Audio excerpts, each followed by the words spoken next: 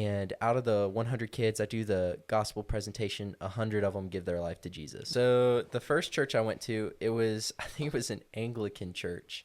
Really? And it was called something about like a martyr church, which I thought was cool. Like that specific building had caught my eye as we were driving in. So it was cool that I got to speak there.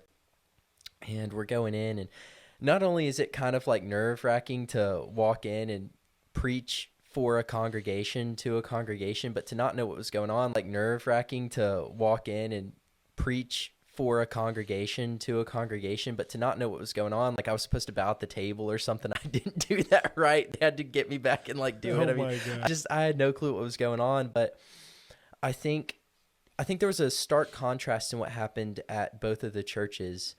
And it was really cool because it was such a humbling moment for me. Because at the first church, it was, I think, like middle school aged kids, and there were about 120. I give the gospel presentation. I speak for 25 minutes, talk about the difference between a Pharisee and someone who genuinely follows Jesus, and the difference between doing all the religious stuff and knowing the religious stuff versus knowing Jesus and loving Jesus and following him. And out of the 100 kids, I do the gospel presentation. 100 of them give their life to Jesus. Whoa. 100 out of 100. I mean, the That's majority amazing. of the kids raised their hand. So, which was so cool. And then these people took me to a second church. And so at the second church, I got to preach to a Sunday school class, and it was about 20, 30 kids. Give the same exact gospel presentation, the same exact way, like verbatim. Everything's presented the same scriptures, same outline. I do the gospel presentation. Not a single kid raises their hand. Wow. Not a single kid.